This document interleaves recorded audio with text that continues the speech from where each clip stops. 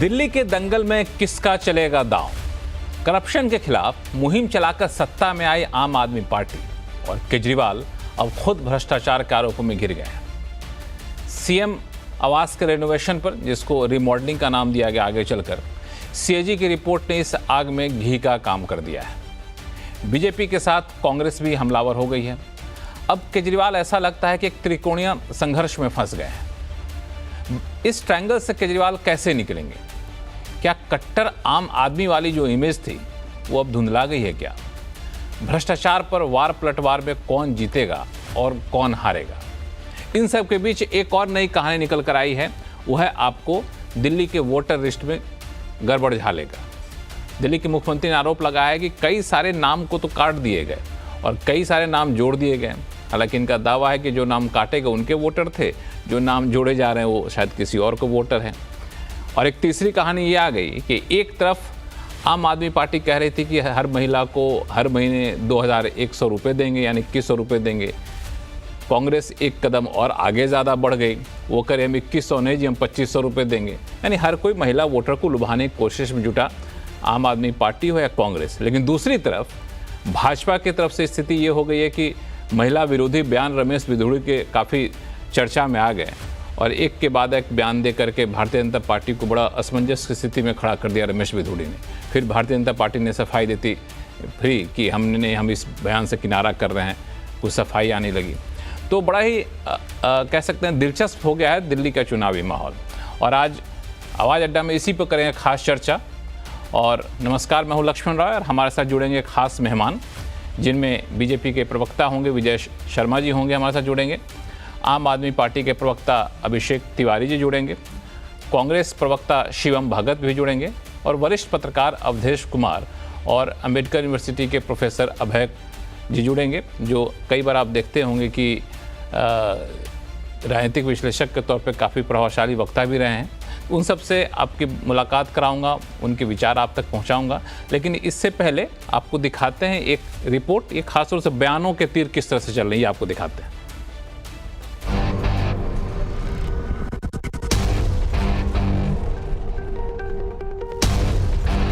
जब दिल्ली के लोग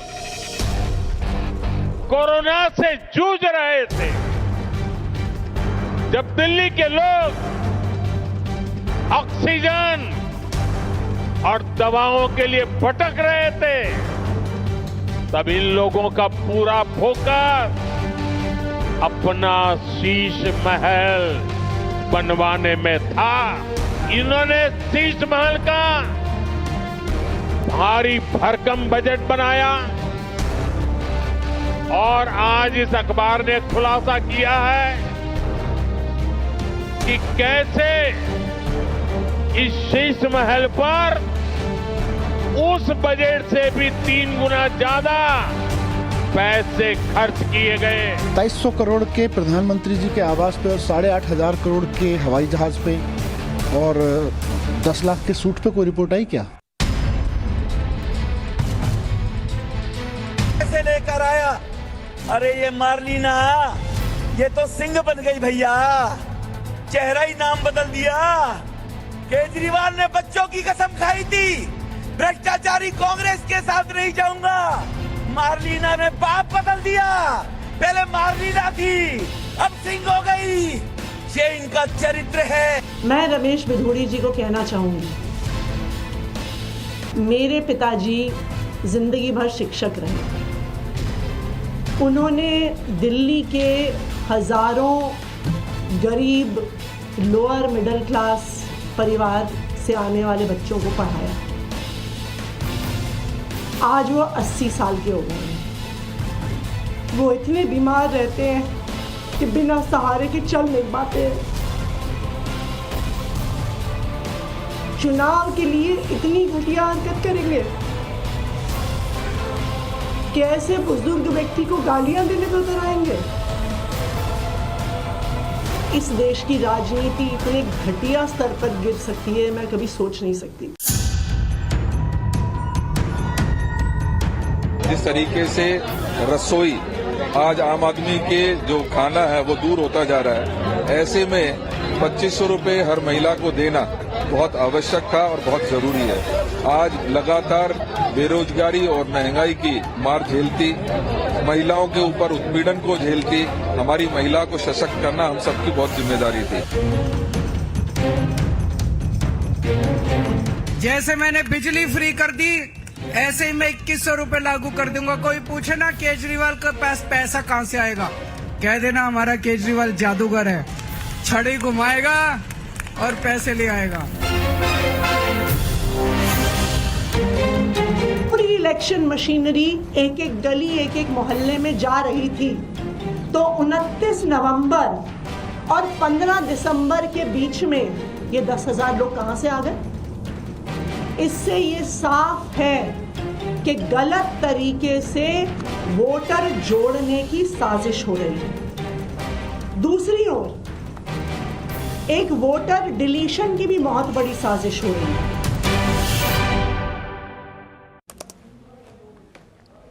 तो देखा आपने कि दिल्ली के चुनाव में 3-4 मुद्दे काफी ज्यादा गर्म हैं। एक तो मुख्यमंत्री आवास के रिमॉडलिंग का मुद्दा, जिस पे सीएजी की रिपोर्ट आ गई है। दूसरा, आपको वोटर लिस्ट में गड़बड़झाले का आरोप। तीसरा, एक तरफ महिला को लुभाने का कोशिश या वादा, और दूसरी तरफ महिला विरोधी बयान। तो इन सारे मुद्दों पर चर्चा करेंगे। तो मेहमान से परिचय आपका हो गया था, सारे मेहमान आपको दिख रहे होंगे। सिर्फ आप लोगों से यही रिक्वेस्ट हुआ है कि एक एक करके हर मुद्दे पर हम लोग बातचीत करेंगे, तो कोई ज़रूरी नहीं कि एक ही साथ सारे मुद्दों को यहाँ पर लाएं।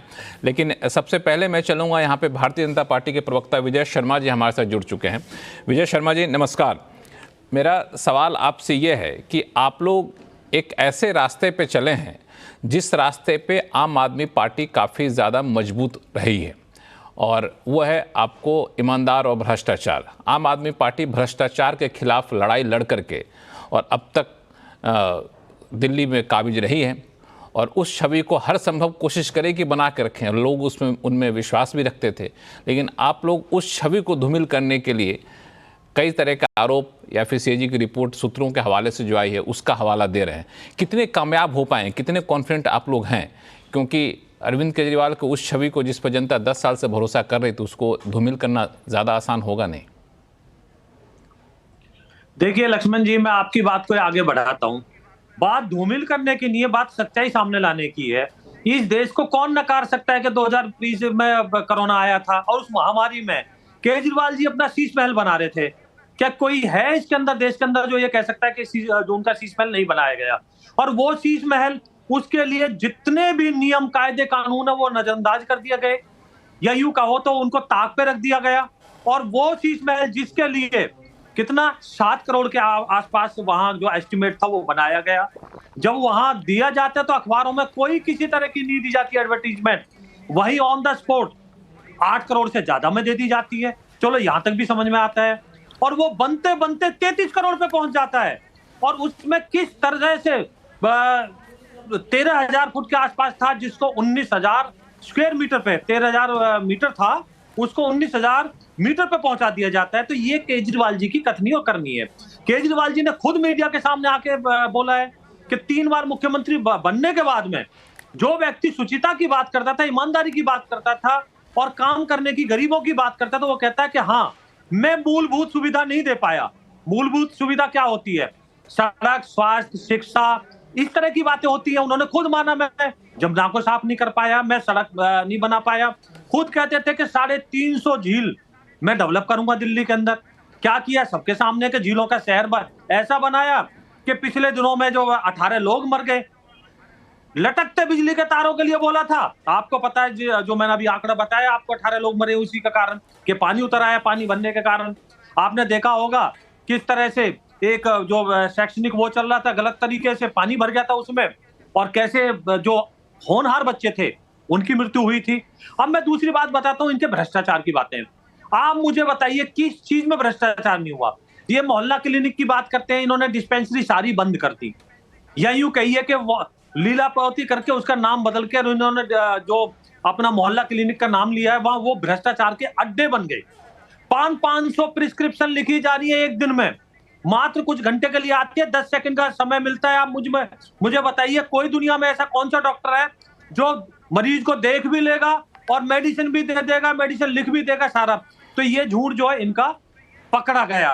किस तरह से वहां इतनी अच्छी टीक लगी हुई थी, वर्मा टीक लगाई जाती है, टॉयलेट, पर्दे, करोड़ों रुपए के, और एक स्कीम ये लाते हैं। वो स्कीम कितने की है? 54 करोड़ रुपए उस पर खर्च करते हैं और 80 करोड़ रुपए खर्च कर देते हैं उसकी एडवर्टीजमेंट पे। ये केजरीवाल जी का मॉडल है। एक स्कीम आती है इनकी 77 लाख के आसपास, उसके ऊपर खर्च करते हैं और 8-10 करोड़ रुपए। ऐसा करते हैं विजय शर्मा जी, भ्रष्टाचार के इन आरोपों पे मैं आम आदमी पार्टी के प्रवक्ता हमारे साथ जुड़ चुके हैं अभिषेक तिवारी जी, उनसे मैं रिएक्शन ले लेता हूं। अभिषेक जी, दरअसल जो सवाल लेके मैं गया था भाजपा के प्रवक्ता विजय जी के पास, उसी सवाल को आगे मैं बढ़ा रहा हूं कि आप लोग जब सत्ता में आए थे तो भ्रष्टाचार के खिलाफ लड़ाई लड़के आए थे और आप लोग के आने से लोगों को ये लगा कि भ्रष्टाचार खत्म हो जाएगा, ईमानदार सरकार आएगी, वो ईमानदार छवि थी।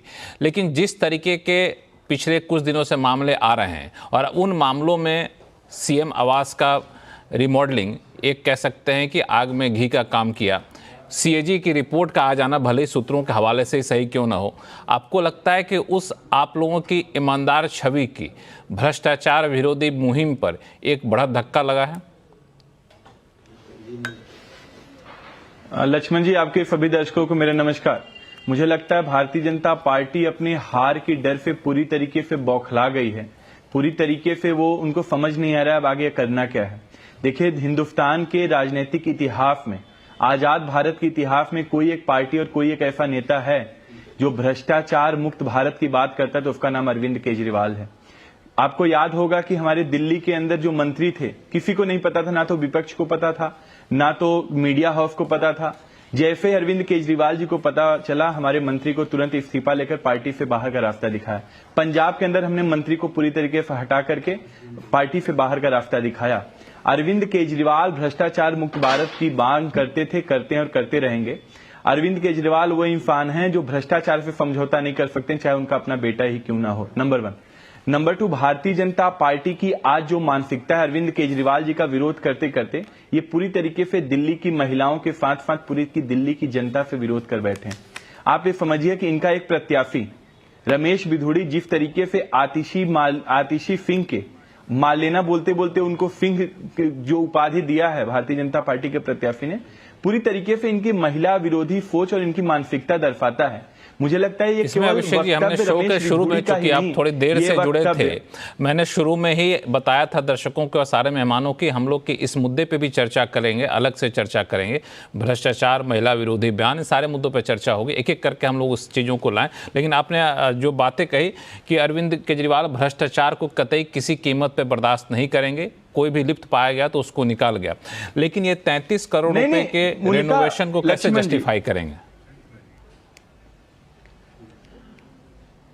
लक्ष्मण जी, जब भारतीय जनता पार्टी भ्रष्टाचार पे बात करती है तो ऐसा लगता है दाऊद इब्राहिम अहिंसा का उपदेश दे रहा है।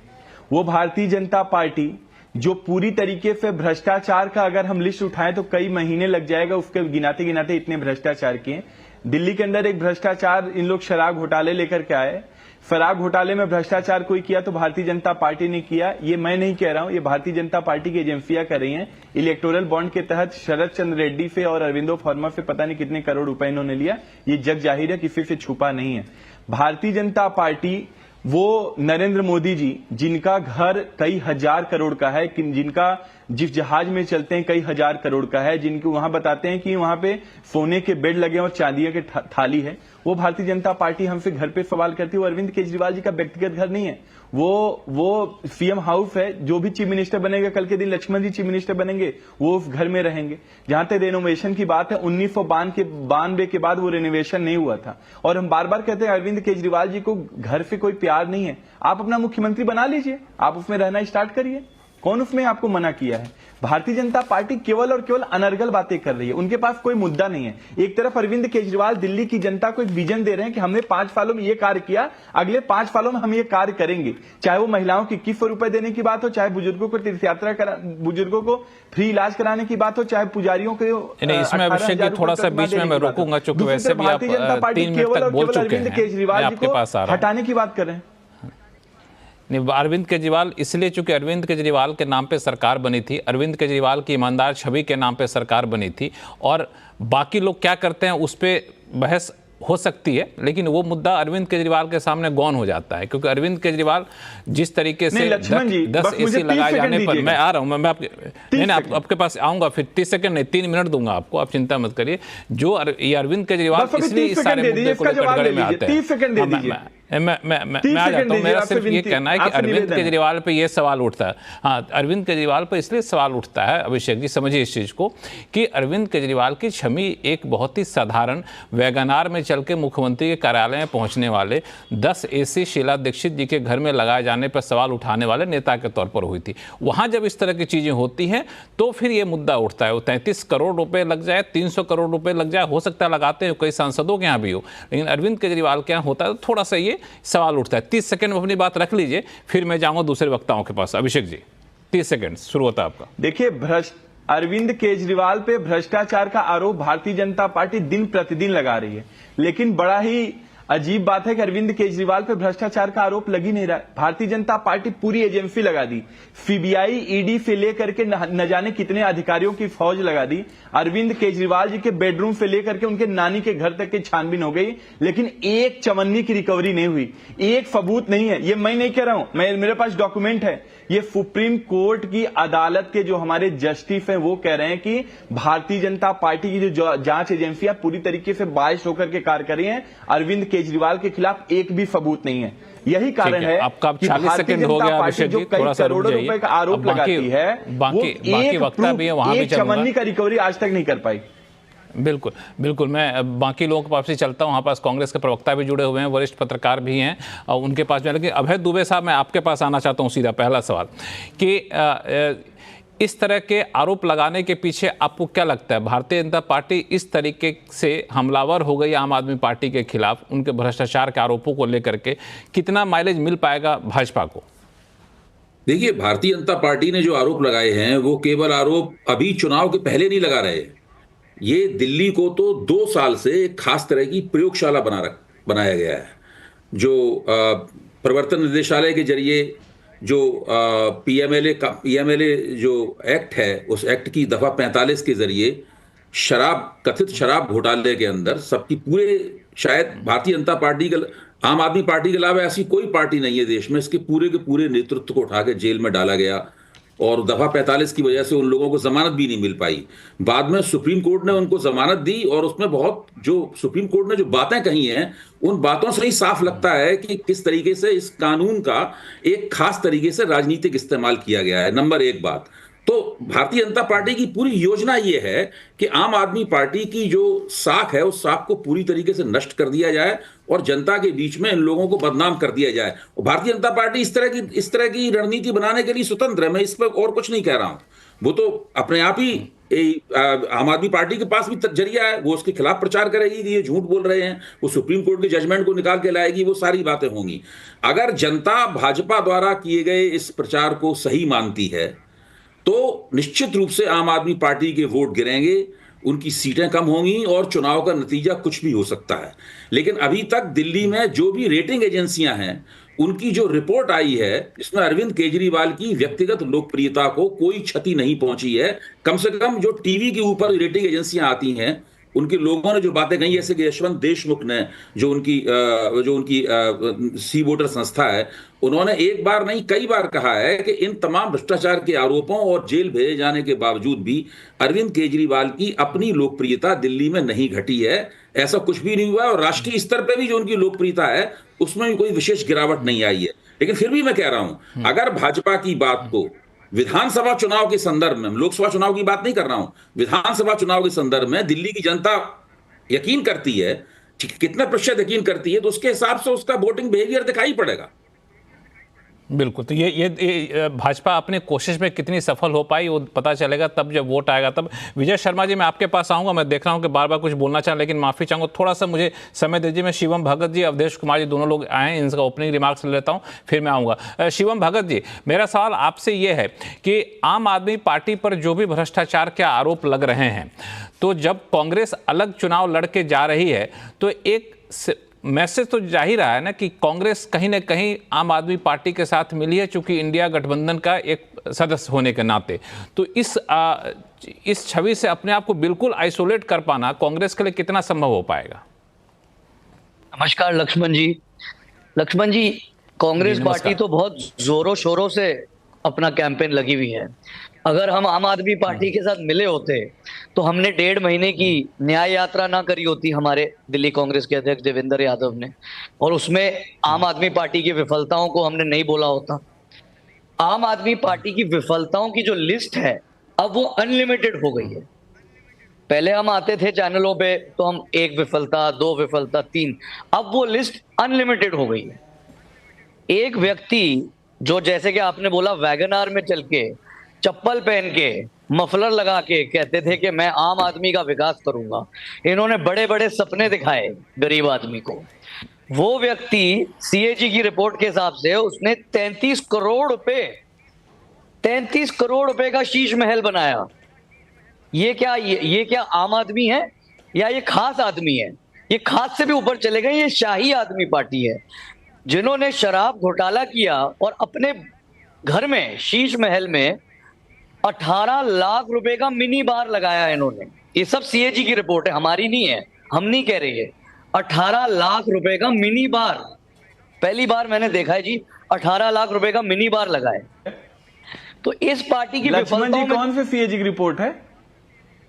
सीएजी की रिपोर्ट है सर, जो आज आई है 33 करोड़ रुपए की। ये दरअसल साफ कर दूं, दर्शकों को भी कोई कंफ्यूजन नहीं होना चाहिए कि दरअसल सीएजी ने औपचारिक तौर पर कोई रिपोर्ट जारी नहीं की है। ये सूत्रों के हवाले से सीएजी की रिपोर्ट अखबारों में आई है। उस रिपोर्ट का हवाला नहीं, अखबारों में आई। मैं बिल्कुल साफ कर दूं कि अखबारों की हेडलाइन बनी पहला सीएजी की रिपोर्ट, और उस सीएजी की रिपोर्ट के आधार पे प्रधानमंत्री ने अपने भाषण में जिक्र किया। और ये भी आरोप लगाया जा रहा है कि सीएजी की रिपोर्ट, ऐसे कई सारे रिपोर्ट हैं जो शायद बहुत राजनीतिक तौर पे आम आदमी पार्टी को सूट नहीं करता है, इस वजह से विधानसभा में नहीं पेश किया गया, ऐसा आरोप लगाया जाता है। विधानसभा में सत्र के से पहले ये रिपोर्ट सीएजी ने दे दी थी, लेकिन पेश करने की अनुमति अब तक नहीं मिली थी। तो अब सूत्रों के हवाले से रिपोर्ट आई है, तो ये सार्वजनिक नहीं हुई है, लेकिन सूत्रों के हवाले से, जिसका जिक्र यहाँ पे कांग्रेस के प्रवक्ता कर रहे थे और जिसका खंडन आम आदमी पार्टी के प्रवक्ता ने कहा कि सीएजी की रिपोर्ट नहीं है। शिवम भगत, अपनी बात पूरी कर लीजिए 30 सेकंड में, फिर मैं अवधेश जी के पास जाऊंगा। देखिए, सीएजी की रिपोर्ट आई थी, जैसे कि आपने बोला, इन्होंने टेबल नहीं होने दी विधानसभा में। और अगर ये सीएजी की रिपोर्ट को खंडन कर रहे हैं और ये बोल रहे हैं कि इन्होंने शीश महल नहीं बनाया, तो इनको बोलिए, ओपनली बोलिए ना। इनको पता है इन्होंने शीश महल बनाया, इनको पता है। आज जनवरी है, जनवरी में ग्रैब 3 लागू हुआ 3 दिन पहले। मतलब हम भी दिल्ली में रह रहे हैं 40 साल से, हमने नहीं देखा कि दिल्ली के पोल्यूशन का हाल इतना खराब था। ये इनकी विफलता, पानी की विफलता। एक बारिश होती है, सारी सड़कें डूब जाती है, मौतें हुई हैं लोगों की। ये तो आप सबके सामने है, ये तो हम नहीं कह रहे, ये तो कांग्रेस नहीं कह रही। इनकी विफलताओं की तो लिस्ट एंडलेस है। तो इस पे आप इनका जवाब लीजिए कि बिल्कुल इनका जवाब लेंगे। हमारे साथ बने हुए हैं, उनसे बातचीत करेंगे। लेकिन अवधेश जी, एक पहला कमेंट आपसे ले लेता हूं, फिर मैं बाकी प्रवक्ता के पास वापस से जाऊंगा। ये जिस तरीके का आरोप प्रत्यारोप का नया दौर चला है, और अभी आपने अभय दुबे जी को सुना भी, उनका कहना था कि अगर ये वाकई भाजपा कामयाब हो जाती है तो वोट परसेंटेज पर असर पड़ेगा। लेकिन अभी तक के जो सर्वे बता रहे हैं, जैसा कि अभय दुबे जी कह रहे थे, कि उससे छवि पर, अरविंद केजरीवाल के छवि पर कोई खास असर पड़ नहीं रहा है। नहीं, अभय दुबे जी का अपना मत है। कई बार मत बनाने में हमको तथ्यों को थोड़ा गहराई से देखना पड़ता है। अरविंद केजरीवाल जी राजनीति में आए थे तो देश के किस नेता पर आरोप नहीं लगाए थे और प्रेस कॉन्फ्रेंस नहीं किया था, उसमें शरद यादव जैसे नेता का नाम भी लिया था। कम से कम मैं तो नहीं मान सकता हूं, जितना जानता था कि शरद यादव भ्रष्टाचारी थे और सबके बारे में फाइलें आती थी, रखते थे। तो ये नहीं है कि कोई अगर इन पर आरोप लगा रहा है तो वो, बल्कि जितने आरोप लगाए नेताओं ने इनको माफ़ कर दिया। प्रणब मुखर्जी से लेके मनमोहन सिंह तक पर सारे आरोप लगे थे, सोनिया गांधी, राहुल गांधी, किसी को छोड़ा ही नहीं था उन्होंने। और जब शरद पवार को पद्म विभूषण मिला तब भी उनकी टिप्पणी देख लीजिए क्या की थी, जब प्रणब मुखर्जी को भारत रत्न मिला तब भी किया है। तो वो इसमें तो अब कोई ये कहे कि अकेले केवल इन पर आरोप लग रहे हैं, मैं ये तो मान सकता हूं कि आरोप में राजनीति में थोड़ी अतिवादिता हो सकती है, उससे तो कोई इनकार नहीं कर सकता है। लेकिन अगर सुप्रीम कोर्ट ने 10 लाख रुपए का मुचलका भराकर चीफ मिनिस्टर को जमानत दिया तो इन सीरियस केस में ऐसा नहीं होता है। दूसरी बात, जो शर्तें लगाई जमानत देने पर, वो शर्तें तो मैंने आज तक कभी जीवन में नहीं देखी कि किसी को कहा गया हो कि आप सचिवालय ऑफिस नहीं जा सकते हैं या फाइल पर तभी साइन करेंगे, उसके लिए भी शर्तें लगा दे, कैबिनेट की मीटिंग नहीं बुला सकते हैं। ये सारी शर्तें लगाने का मतलब है थोड़े कि बिल्कुल और गंभीर केस रहा होगा और केवल सेक्शन 45 के कारण हो गया होगा, तो बड़ी होंगे नहीं होंगे, लेकिन मामला गंभीर था। और सबसे दुर्भाग्य है कि भ्रष्टाचार के अलावा नैतिक दृष्टि से दिल्ली में उस प्रकार से इतनी बड़ी संख्या में निजी शराब की दुकानें खोलना और खोलने की देर रात तक अनुमति देना, उनमें मनोरंजन के भी प्रयोग की अनुमति देना, शराब खरीदने वालों की उम्र कम करना और 1 बोतल पर 2 बोतल फ्री देना, इस दिल्ली को शराब की नगरी बनाने जो व्यक्ति गांधी जी, राम मनोहर लोहिया और बाकी की बात करके राजनीति में आया हो, वो भ्रष्टाचार का पैसे का तो छोड़ दीजिए, कम से कम ये क्या दिखाई दे रहा है। इसीलिए ये कहने वाली बात होती है। जहां तक सर्वे का सवाल है, मैं सर्वे पर कोई टिप्पणी नहीं करूंगा, लेकिन इस बार का चुनाव जो है विधानसभा में 2015 और 2020 से ज्यादा भिन्न है। अगर प्रधानमंत्री नरेंद्र मोदी, मतलब गुणात्मक रूप से अंतर है। कांग्रेस ने 2020 में तो एक प्रकार से बीजेपी को सत्ता से बाहर करने और नरेंद्र मोदी को सत्ता से हटाने के लिए अपनी बलि चढ़ा दी, और वन साइडेड विक्ट्री 2015 में जैसे मिली थी, लगभग वैसे ही विक्ट्री आम आदमी पार्टी को 2020 में मिली। अगर कांग्रेस ठीक से लड़ी होती तो या तो इतनी बड़ी विक्ट्री नहीं मिलती या फिर दूसरी स्थिति होती। कांग्रेस ने इस बार जो है अपने को इस बार क्या दिख रहा है? इस बार कांग्रेस इस बार ठीक से लड़ रही कि नहीं लड़ रही आपके हिसाब से? नहीं, कांग्रेस, स्थानीय कांग्रेस ने पूरी शक्ति लगाई है और राष्ट्रीय कांग्रेस के कोषाध्यक्ष अरविंद केजरीवाल जी के लिए जिस ढंग से शब्दों का प्रयोग किया है, और जब स्वयं संदीप दीक्षित केजरीवाल जी के विरुद्ध लड़ने को उतर गए हैं, तो फिर तो इसको नहीं कह सकते हैं कांग्रेस बिल्कुल मन से नहीं लड़ रही। अब उनका जनाधार उस रूप में नहीं है। उनकी समस्या है कि उनका जनाधार खत्म है, जो इस समय देखिए, इस समय बातचीत करेंगे, उस पे अब बातचीत करेंगे। पूरा कर लूं, पूरा कर लक्ष्मण जी, हाँ बताएं, लक्ष्मण जी जरा 3-4 लाइन पूरा करें। देखिए इस समय का ट्रेंड जो देश में है मुस्लिम मतों का, वो कांग्रेस के पक्ष में जाने का दिखाई दिया है। कांग्रेस चुनाव लड़ रही है, 11-12% मत अगर जाने का है, तो केजरीवाल जी के सामने एक बड़ी चुनौती इस रूप में भी खड़ी है।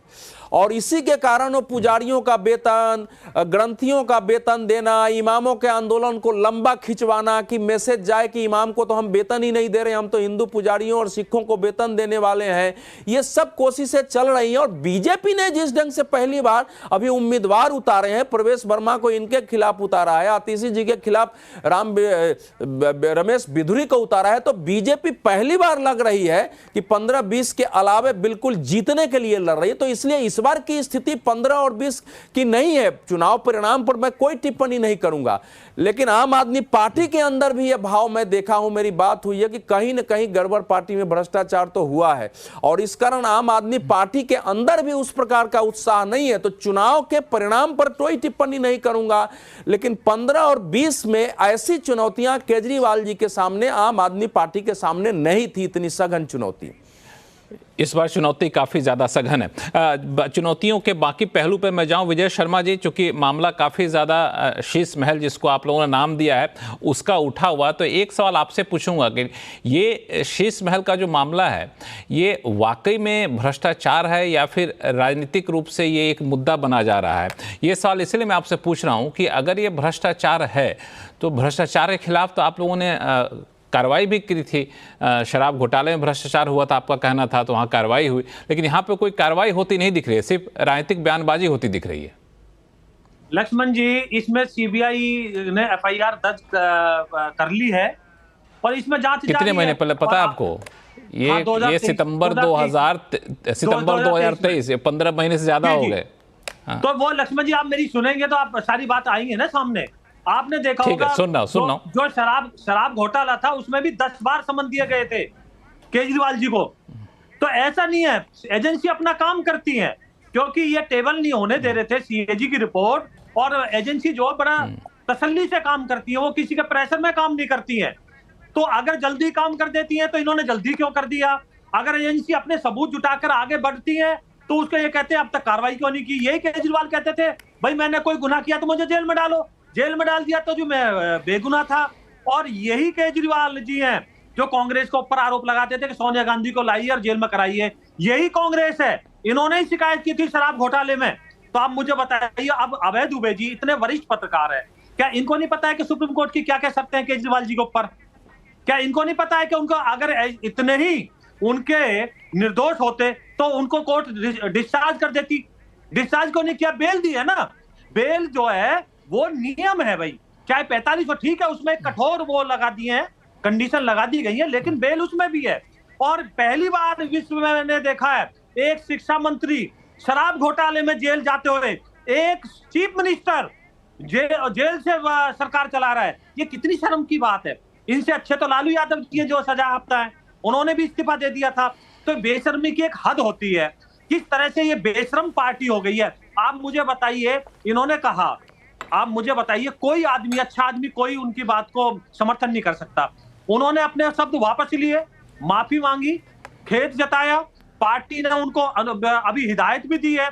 इनके देखिए, इनकी एक महिला एमपी चीफ मिनिस्टर के घर में पीटी जाती है, चीफ मिनिस्टर मौजूद होते हैं उस घर में, तो क्यों ना कहा जाए इस पे आऊंगा, वो ये बात आपको कहने का मौका दिया जाए, इस पे बोलने का मौका आपको दिया जाएगा। मैं एक बार आम आदमी पार्टी के प्रवक्ता अभिषेक जी, हाँ ठीक है, आपने बता दिया, हाँ बोलिए जी। तो मैंने आपको बता दिया कि 10 समन इनको भेजे थे, 10 समन भेजे थे उसे ईडी कार्रवाई में भी, लेकिन ये कतराते रहे। इसी तरह से सीबीआई अभी इसमें जांच कर रही है और देखना दूध का दूध पानी का पानी, इनके भ्रष्टाचार सामने आएंगे और ये जेल फिर दोबारा जाएगी अन्य केसों में।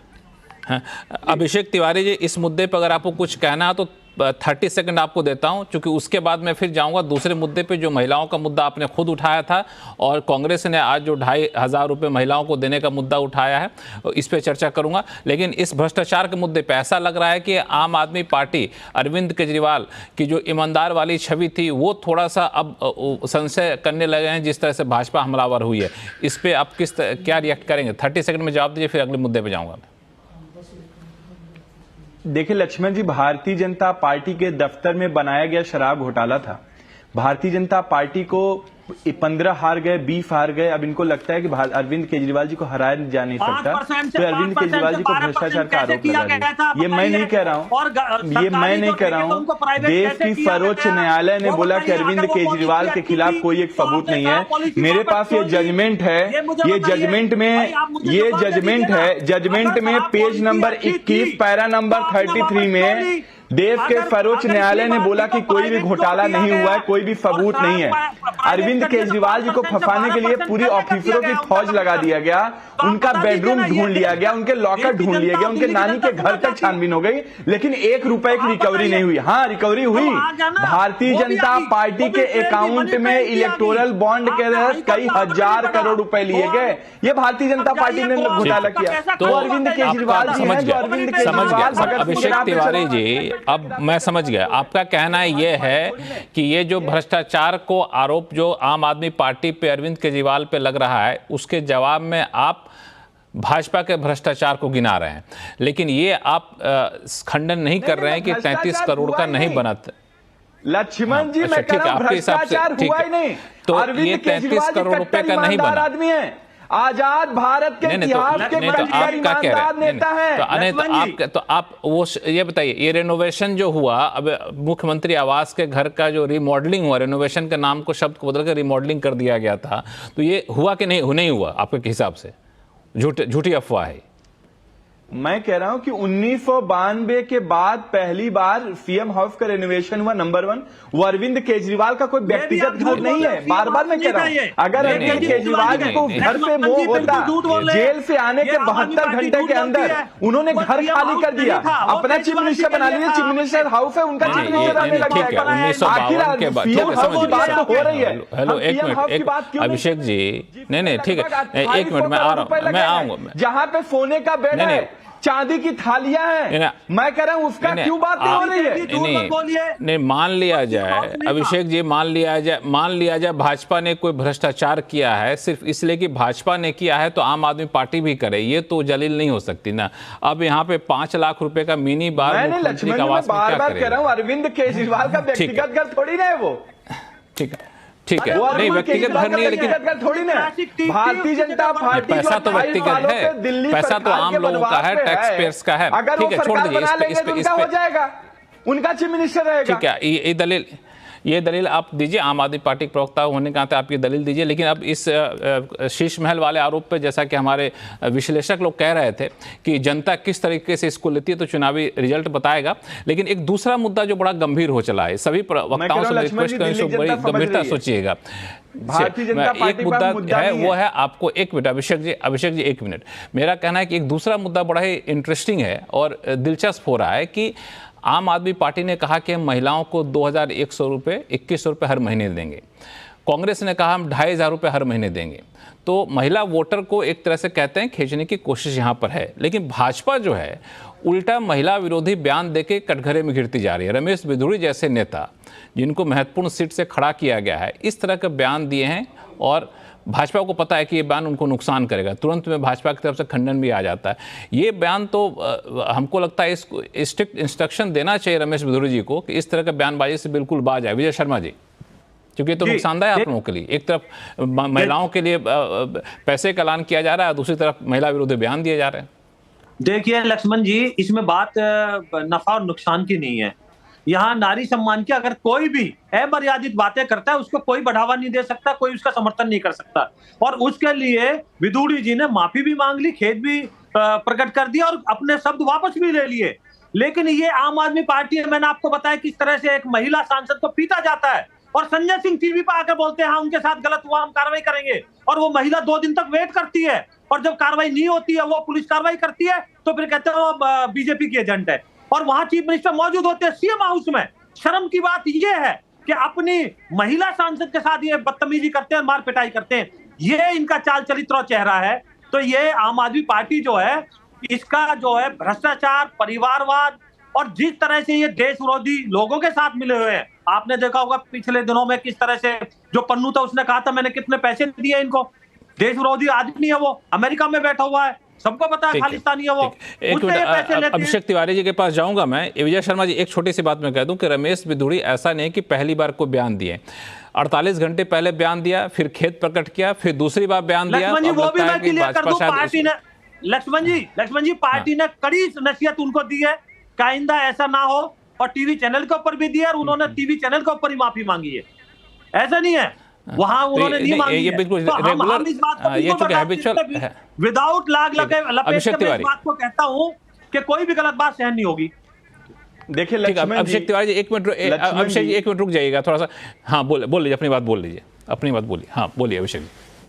लक्ष्मण जी, दिल्ली के अंदर और देश के अंदर पूरी जनता देख रही है कि एक तरफ आम आदमी पार्टी अरविंद केजरीवाल जी हैं जो महिला सम्मान की बात करते हैं, जो महिलाओं को सुरक्षा के लिए बस फ्री यात्रा देते हैं, सीसीटीवी कैमरे लगाते हैं, बस मार्शल देते हैं।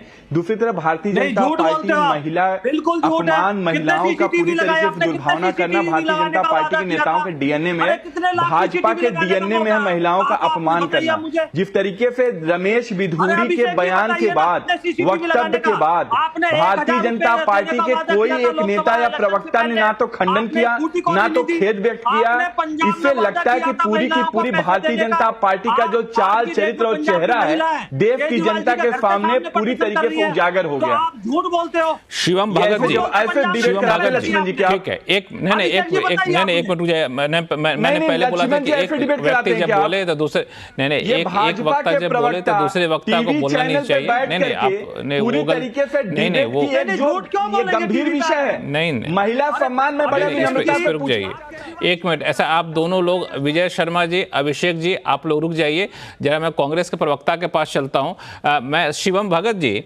जिस तरीके से महिलाओं के लिए जिस तरह से महिलाओं के लिए सम्मान योजना का ऐलान आपने किया नए नाम से, ऐसा लगता है कि महाराष्ट्र में जो लाडली बहना स्कीम की सफलता की बात की जा रही थी, आम आदमी पार्टी ने जो योजना का ऐलान दिल्ली में किया, उसी तर्ज को कॉपी करते हुए भी कांग्रेस पार्टी यहाँ पे ऐलान कर रही है। ये कितना सक्सेसफुल हो जाएगा फॉर्मूला आपके लिए? कुछ कैलकुलेशन किया है, कितना खर्च आएगा, कहाँ से पैसा आएगा? बजट आप ही के प्रवक्ता पिछले डिबेट में थे, कह रहे थे कि इन्होंने दिल्ली की झोली खाली कर दिया। अब इतना पैसा लाएंगे कहाँ से? कि लक्ष्मण जी, मैं इस पे आऊंगा, लेकिन आपने मुझे पहला पॉइंट कंप्लीट नहीं करने दिया और सीएजी की रिपोर्ट का आपने खंडन कर दिया। सीएजी की रिपोर्ट है टाइम्स ऑफ इंडिया की। या तो अगर प्रधानमंत्री जी झूठ बोल रहे हैं तो ये बीजेपी के प्रवक्ता बताएं। Audit of the renovation which started in 2020, 88 inch OLED इस पे बातचीत हो गई। नहीं, मेरे को खत्म तो करने दीजिए, एक 30 सेकंड लूंगा बस। ठीक। 88 इंच का ओलेड टीवी, 29 लाख रुपए के इन्होंने टीवी लिए हैं, 2 लाख रुपए का माइक्रोवेव, 6.5 लाख रुपए की वॉशिंग मशीन और 18 लाख का मिनी बार। ये सीएजी की रिपोर्ट है जो हर न्यूज़पेपर में है। ये इससे भाग नहीं सकते। नहीं, बिल्कुल नहीं है।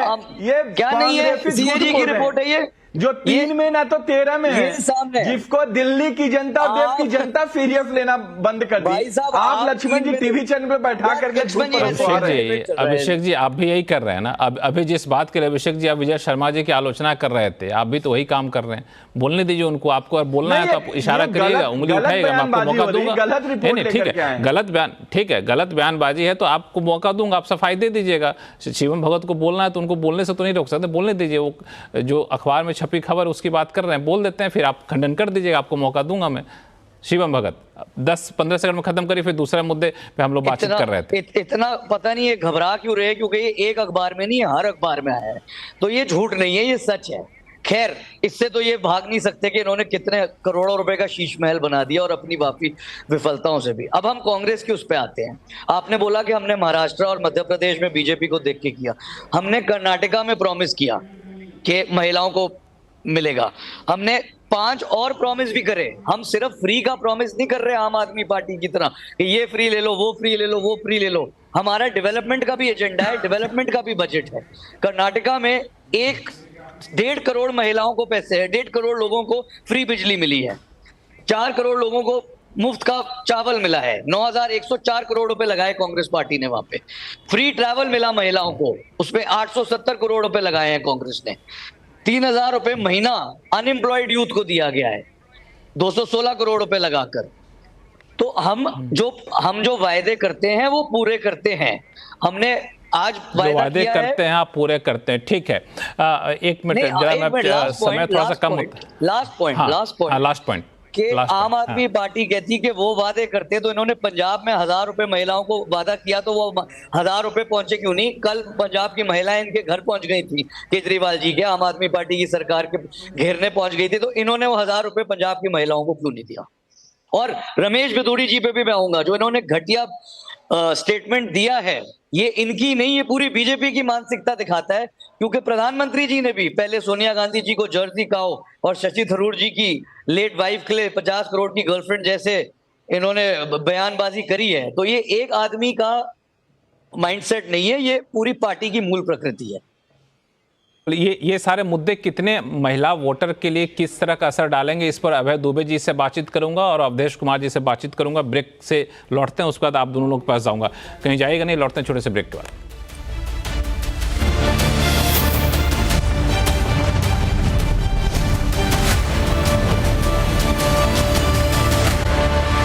चर्चा कर रहे हैं कि दिल्ली में जिस तरह के राजनीतिक पार्टी आरोप प्रत्यारोप लगा रही हैं, ऐसे में किसका दांव सफल होने वाला है और किसका दांव विफल होगा, इस पर हमारे साथ तमाम पार्टी के प्रवक्ता और वरिष्ठ एनालिस्ट लोग बैठे हुए हैं हमारे साथ। सबसे पहले मैं अभी चलूंगा अवधेश कुमार जी आपके पास। जिस तरीके के 2100 रुपये का वादा आम आदमी पार्टी की तरफ से, 2500 रुपये का वादा कांग्रेस की तरफ से, रमेश बिधूड़ी जी का बयान, भाजपा का खंडन, ऐसे में दिल्ली में महिला वोटर का रुख क्या रह सकता है? महिला वोटर को लुभाने में कौन ज़्यादा कामयाब होंगे? ये सवाल इसलिए ज़्यादा है कि दिल्ली में महिलाओं की साक्षरता दर 80% से ज़्यादा है और दिल्ली में महिला वोटर, जो मैं अभी डेटा जो लेटेस्ट देख रहा था चुनाव आयोग के, 83 लाख हैं पुरुष, तो महिला वोटर जो है 71 लाख महिला वोटर, 71,73,000 करीब 72 लाख के आसपास मान के चले, तो काफ़ी महत्वपूर्ण भूमिका निभाते हैं ये लोग। नहीं, 2019 के लोकसभा चुनाव से देखा गया है, 2014 में भी, कि महिलाएं पहले की तुलना में ज़्यादा संख्या में निकलकर वोट कर रही हैं जगह जगह। बिल्कुल। और जो झारखंड के चुनाव परिणाम आए, उसमें महाराष्ट्र के आए, उसमें माना गया है कि महिलाओं के सम्मान की जो योजना घोषित की गई, उनकी झारखंड में तो बहुत ही बड़ी भूमिका थी। महाराष्ट्र में यद्यपि हिंदुत्व और उसकी बड़ी भूमिका थी, लेकिन इसकी भी भूमिका थी। तो अब लालच है, अब किसी के खाते में 2100 का वायदा होगा तो जाएगा। कांग्रेस का वायदा काम करता, लेकिन कांग्रेस का चूंकि उसने अपने ऐसी स्थिति में पहुंचा दिया है, जैसे नायक फिल्म में एक दिन के लिए अनिल कपूर को मुख्यमंत्री बना देते हैं और उसके बाद जो है अमरीश पुरी पूरी तरह सत्ता से गायब हो जाते हैं। वही कांग्रेस ने एक नायक को 49 दिन का समर्थन दिया, स्वयं विलुप्त हो गई है। तो उसकी वापसी जरा कठिन है। पहली बार जो है वो ताकत से लड़ने की कोशिश कर रहे हैं, क्या होगा कहना कठिन है। लेकिन पहले फैक्चुअल सिचुएशन देखिए। पंजाब में आम आदमी पार्टी ने 2022 में महिलाओं के सम्मान के नाम पर 1000 की राशि घोषित की। 23 बीत 22, 23, 24 बीत गया, 25 तक उसको लागू नहीं किया है, क्योंकि राज्य की वित्त जो है, राज्य का जो फाइनेंशियल सिचुएशन है, इसकी अनुमति नहीं देता है। जहां तक कांग्रेस का बात है, तो हिमाचल प्रदेश में वायदों का क्या हुआ है हमारे सामने है। कर्नाटक में तो कांग्रेस के अध्यक्ष बैठ के कह रहे थे भाई ऐसे वायदे मत करिए। तो कांग्रेस दावा जो भी करे, जिन लोगों ने वायदे किए हैं, स्टेट का फाइनेंस उस सिचुएशन में नहीं है। दिल्ली का बजट 76,000 करोड़ रुपए का है, 58,000 करोड़ का राजस्व है। तो लंबे समय मतलब दिल्ली अब मतलब घाटे में चल रहा है, राजस्व घाटे में दिल्ली जैसा राज्य। भयानक परिस्थिति है इसमें अब कहां से देंगे, कैसे देंगे। फिर भी अरविंद केजरीवाल की जो राजनीति है, उनका उत्तर देना अभी तक भाजपा के लिए दिल्ली में हमेशा कठिन रहा है। अभी तक एक नेता ऐसे नहीं खड़ा हुए, पहली बार प्रवेश वर्मा को लाए हैं, जो उनकी राजनीति का, उनके तौर तरीकों का खंडन करते हुए उनको कमजोर कर सके। तो इसलिए इतना आसान नहीं है। जहां तक महिलाओं का सवाल है, देखिए बयानों के आधार पर कभी महिला किसी के पक्ष और विपक्ष में जाए, ऐसा हमारे देश में बहुत रेयर हुआ है। रमेश बिधुरी ने वैसे आतिशी जी के बारे में जो बोला, यहां तक तो मुझे कोई दिक्कत नहीं थी कि मार्लिना से वो सिंह बन गए। उसके बाद जो बोला वो घोर आपत्तिजनक है। वो किसी के बारे में, महिला हो या पुरुष हो, उस प्रकार की भाषा का प्रयोग नहीं होना चाहिए था। लेकिन ये तो सच है कि उनका नाम मार्क्स लेनिन के नाम पर था, लेकिन बाद में उन्होंने अपना नाम चुनाव के लिए सिंह किया है। ये तो फैक्ट है, इसमें तो कहीं कोई दो मत है नहीं। लेकिन उसको उस रूप में शर्मनाक तरीके से व्याख्यायित करना, ये मतलब कलेजे, मतलब दिल हिल जाता है कि हमारी राजनीति किस स्तर पर जाएगी। लेकिन इससे कोई राजनीति प्रभावित होगी मैं नहीं मानता हूं। इस समय अरविंद केजरीवाल जी की सरकार है, उनके हैं कि एक मिनट अभय जी के पास चाहता हूं। आपने बहुत महत्वपूर्ण बात कही है, हालांकि इस पे बहुत लोग सहमत नहीं भी हो सकते। अभय दुबे जी, रमेश बिधुरी जी जैसे बयान दिए हैं, वैसे बयान से महिला वोटर प्रभावित होंगी और उनसे बिछड़ जाएंगी भाजपा से, ये कहना सही नहीं होगा। इस बात से आप सहमत हैं? देखिए, रमेश बिधुरी की बात से भारतीय जनता पार्टी को फायदा तो हो नहीं सकता है। यहां पे बैठा हुआ कोई भी व्यक्ति नहीं मानेगा फायदा। अगर कुछ होगा तो नुकसान ही होगा। अब हम लोग उस नुकसान को नाप नहीं सकते हैं यहां बैठ के। वो नुकसान 0.1% होगा कि 5% होगा, हम लोग उसको नहीं नाप सकते हैं। लेकिन रमेश बिधुरी ने किया तो अपनी पार्टी का नुकसान ही है, नंबर एक बात। दूसरी बात, आप सोचिए, जो पार्टी अरविंद केजरीवाल को चुनाव हराना चाहती है, 6 चुनाव के बाद सत्ता में आना चाहती है, उससे भरोसा इस बात पर है कि कांग्रेस कैसा चुनाव लड़ रही है। उसे आपत्ति इस बात पे है कि कांग्रेस ने पिछले 2 चुनाव ठीक से नहीं लड़े, इसलिए हम हार गए, इसलिए एक तरफा हो गया चुनाव। अब कांग्रेस अगर बढ़िया चुनाव लड़ेगी तो भाजपा को फायदा होगा, तो भाजपा जीत सकती है। ये जो पूरी तर्क योजना है, ये बताती है कि भारतीय जनता पार्टी इस चुनावी लड़ाई में खुद को कहां खड़ा हुआ पाती है। कांग्रेस पर भरोसा है भाजपा को जीतने का। अभी अवधेश जी ने पूरा तर्क दिया था ना शुरू में, सब यही तो था कि कांग्रेस 2 चुनाव ठीक से लड़ी नहीं, उसके बाद बढ़िया लड़ रही है चुनाव, तो भारतीय जनता पार्टी की जीतने की उम्मीद है। तो जो पार्टी दूसरी पार्टी पे भरोसा कर रही है, वो अच्छा चुनाव लड़ेगी तो आम आदमी पार्टी के वोट काट लेगी, हम चुनाव जीत जाएंगे। तो आप इससे समझ सकते हैं कि दिल्ली में दरअसल चुनावी लड़ाई किस मुकाम पर है और उसका ग्राफ क्या है, कौन पार्टी आगे और खराब है। मुझे ज्यादा कुछ कहने की जरूरत नहीं है इसमें। ठीक है विजय जी, आपके पास आऊंगा। अवधेश जी कुछ जवाब देना चाहते हैं? बस एक लाइन मुझे कहना है, मैंने केवल इतना कहा है कि कांग्रेस ने भारतीय जनता पार्टी को हराने के लिए अपनी बलि चढ़ा दी। आज वो लड़ रही है, लेकिन उसका जनाधार इतना ज्यादा नहीं है कि बहुत बेहतर परफॉर्म कर गए। मैंने उसमें भाजपा की जीत हार की कोई बात की नहीं है। मैंने इतना जरूर कहा था कि 2020 में कांग्रेस ठीक से लड़ती तो निश्चित रूप से ये परिणाम जो आए हैं वो नहीं आता। ये बिल्कुल फैक्चुअल सिचुएशन मैंने कहा है। अब बीजेपी, ये तो बात सही है कि 3 पार्टी लड़ेगी। अगर कांग्रेस जितना भी वोट काटेगी, मुस्लिम वोट अगर काटती है 11-12% में कुछ भी, तो किसकी क्षति होगी? वो तो आम आदमी पार्टी की क्षति होगी, स्वाभाविक सी स्थिति है। लेकिन अगर संदीप दीक्षित, आम आदमी पार्टी नहीं, संदीप दीक्षित अगर वहां वोट काटेंगे तो किसका वोट काटेंगे? कि हम हिंदू विरोधी पार्टी नहीं है। आम आदमी पार्टी भी छवि में लगी हुई कि हिंदू विरोधी पार्टी नहीं है। बिल्कुल बिल्कुल बिल्कुल, 100%। ये कहना कि सिर्फ तो ये जो आप कह रहे हैं कि सिर्फ काटेगी वोट, तो कांग्रेस के वोट काटने को तो भाजपा के वोट काट सकते हैं यहाँ पे। नहीं, लेकिन आम आदमी पार्टी मुस्लिम विरोधी नहीं बात कर रही है। मुस्लिम विरोधी अपनी छवि भी नहीं बना रही है, हिंदुत्व समर्थक बना रही है, लेकिन अपनी मुस्लिम विरोधी छवि नहीं बना रही है। के पास जाऊंगा मैं। विजय शर्मा जी, अब छोटी छोटी बात रखें क्योंकि समय थोड़ा सा कम बच रहा है, कि जो अभी बात निकल कर सामने आई कि कांग्रेस कितना मजबूती से लड़ती है, भाजपा के लिए फायदा उस पर निर्भर करता है। देखिए, ये इसमें तो मैं क्या टिप्पणी करूं, ये तो कांग्रेस का अपना अंदरूनी मामला, कैसे लड़ती है। हम तो अपने मजबूती के साथ लड़ते हैं, चाहे छोटा इलेक्शन हो या बड़ा हो। लेकिन एक मैं छोटा आईना दिखाता हूं आम आदमी पार्टी को। ये बात देने की करते हैं 2100 रुपए की, इनकी केंद्र के ऊपर निर्भरता 3 गुना बढ़ गई है। पहले पिछले साल इन्होंने 6000 करोड़ लिया था लोन, अब इन्होंने 10,000 करोड़ का अप्लाई किया है। जो इनका रिवेन्यू था, जो रिवेन्यू जनरेट होता था, राजस्व जनरेट होता था 5.4 जब इन्होंने सत्ता संभाली थी, आज इनका 3.9 रह गया है, जबकि अन्य प्रदेशों में 6% के आसपास। लेकिन ये सब ठीक है। विजय शर्मा जी, एक आखिरी कमेंट आपसे ले लूं, फिर मैं आम आदमी पार्टी के पास जाऊंगा। इन सब की बात तो ठीक है, लेकिन ये वोटर लिस्ट में जो हेर फेर हो रहा है, जो आम आदमी पार्टी आरोप लगा रही है, वो भी तो बड़ा गंभीर है। देखिए लक्ष्मण जी, वो तो दूध का दूध पानी का पानी हो गया। केजरीवाल जी और दिल्ली की चीफ मिनिस्टर झूठ बोल रही थी टीवी के ऊपर कि देखिए चंद्रा नाम की जो महिला थी केरावल नगर में, उसने खुद आके बोल दिया कि मेरी वोट आज तक नहीं कटी। तो ये तो कटने जा रही है। मतलब ये झूठ के आरोप लगाओ भाग जाओ, आरोप लगाओ भाग जाओ। एक लाए संजय सिंह की 2-2 वोटें पकड़ी गई। आपने देखा होगा सुल्तानपुर में जो नगर पालिका इलेक्शन था, उसकी वोटर लिस्ट में भी नाम था, और यहाँ भी दिल्ली में भी उनका नाम था। तो ये तो फर्जीवाल है, फर्जीवाड़ा ये करते हैं। अभिषेक तिवारी, आखिर वोटर लिस्ट के गड़बड़ झाले का आरोप उठा करके आप लोग क्या मकसद हासिल करना चाहते हैं? नहीं, ये मकसद क्या? 2 प्रश्न अभिषेक तिवारी,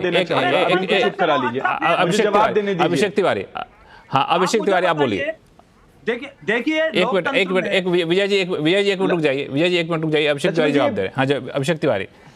हाँ लक्ष्मण जी, 2 प्रश्नों का मैं जवाब दूंगा। नंबर 1 की अभी बात हो रही थी घाटे की। हिंदुस्तान के अंदर इकलौती ऐसी राज्य दिल्ली सरकार है जो इतने जन सुविधाएं देने के बाद, जन कल्याणकारी योजना करने के बाद भी मुनाफे में है। भारतीय जनता पार्टी जो कोई जन कल्याण योजनाएं नहीं देती, चाहे गुजरात हो, चाहे महाराष्ट्र हो, चाहे मध्य प्रदेश हो, चाहे वो छत्तीसगढ़ हो, वो घाटे में है। गुजरात 7 लाख करोड़ घाटे में, महाराष्ट्र 5 लाख करोड़ घाटे में, मध्य प्रदेश 4.5 लाख करोड़ के घाटे में, छत्तीसगढ़ 3.5 लाख करोड़ के घाटे में। तो भारतीय जनता पार्टी कुछ भी कर ले, हम डंके की चोट पे कह रहे हैं कि दिल्ली की जनता से जो भी वादा अरविंद केजरीवाल जी ने पूरा किया, वो जो वादा किया वो पूरा किया, और आगे दूसरा सवाल का जवाब, एक वादा पूरा करेंगे, दूसरे सवाल का जवाब, गारंटी है। नंबर 2, भारतीय जनता पार्टी हार की डर से इतना ज्यादा बौखला गई है कि अब वो वोटों की चोरी करे। इनका अतीत बताता है कि ये वोटों की चोरी करते हैं, लोकतंत्र को नाक पे रख करके पूरी तरीके से हत्या करके चुनाव जीतना चाहते हैं। छत्तीसगढ़, चंडीगढ़ में आपने देखा किस तरीके फोटो चोरी कर रहे थे। ये भारतीय जनता पार्टी का विशाल भारद्वाज, मैं डेटा लेकर के आया हूं। ये विशाल भारद्वाज लगभग 11,000 वोटों को डिलीट करने का आवेदन देता है। नई दिल्ली विधानसभा में जब समरी रिवीजन हो गया, चुनाव आयोग घर घर जाकर के जांच कर लिया, लगभग 1,08,972 वोट थे। अब भारतीय जनता पार्टी वहां पे 84 लोगों से आवेदन कराती है लगभग 5000 वोट काटने के लिए और 10,000 वोट जोड़ने के लिए। मोटा मोटा 15% वोटों का हेरा फेरी कर रही है। इनको पता नहीं है कि यहां पे अरविंद केजरीवाल जी हैं, जो पैतरे लगाना हो लगा लीजिए, आपका कोई पैतरे यहां पे काम करने वाला नहीं है। दिल्ली की जनता पूरे तरीके से मन बना चुके हैं अरविंद केजरीवाल। शो का समय खत्म हो रहा है। भारतीय जनता पार्टी शिवम भगत 15 सेकंड। शिवम भगत 15 सेकंड। शिवम भगत 15 सेकंड। देखिए तो सफेद झूठ बोल रहे हैं। नवंबर के महीने में फिर एक और रिपोर्ट थी और वो गवर्नमेंट की ऑफिशियल रिपोर्ट थी कि 6,560 करोड़ का रेवेन्यू डेफिसिट हुआ है दिल्ली गवर्नमेंट का। ये क्या सफेद झूठ बोल रहे हैं? और इनको बताइए कि 76,000 करोड़ के दिल्ली गवर्नमेंट के बजट में इन्होंने नया क्या बनाया, इनका कैपिटल एक्सपेंडिचर क्या है? इनसे पहले पूछिए, इनको पता भी है। विजय शर्मा जी 5 सेकंड आप मांग रहे थे। विजय शर्मा जी 5 सेकंड आप मांग रहे थे। विजय शर्मा जी शो खत्म हो रहा है मेरा। जरा मैं अभिषेक जी से पूछना चाहता हूँ, 70,000 के से भी ज्यादा के घाटे में जल बोर्ड चला गया, वो कैसे चला गया? बताइए, जवाब दीजिए। एक हॉस्पिटल आपने नहीं बनाया, एक स्कूल आपने नहीं बनाया, बताइए आप मुझे क्या बनाया आपने? पॉल्यूशन आपने दे दिया, जमुना साफ आपने नहीं की, सड़कें आपने नहीं, गंदा पानी आप कर रहे हो सारे हॉस्पिटल में। आपने केंद्र की योजना, बस हमारे पास सिर्फ 30 सेकंड बचा हुआ है। लिस्ट लेकर के आया हूँ। इलाज फ्री था, वो आप नहीं दे पाए। देखिए ठीक है, किसान सम्मान निधि की योजना आपने, ये हॉस्पिटल की लिस्ट लेकर के आया हूँ। मिलते थे आप किसान ठीक है। ये दरअसल मामला उठता रहेगा अभिषेक जी। इस पे हम लोग कई सारे मौके आएंगे जहां पे ये सारे पक्ष रखे। विजय जी आपको अभी थोड़ा सा समय कम है, इसलिए आप सबको रोकना पड़ेगा। लेकिन ये मुद्दा जरूर है कि जब भी कोई नए वादे किए जाते हैं तो लोग सवाल पूछेंगे, खासतौर से CNBC आवाज के दर्शक तो जरूर पूछेंगे कि पैसा आप लाएंगे कहाँ से, वादा कहाँ से पूरा करेंगे, और भ्रष्टाचार का आरोप लाएंगे तब भी उसकी सफाई लोग मांगेंगे।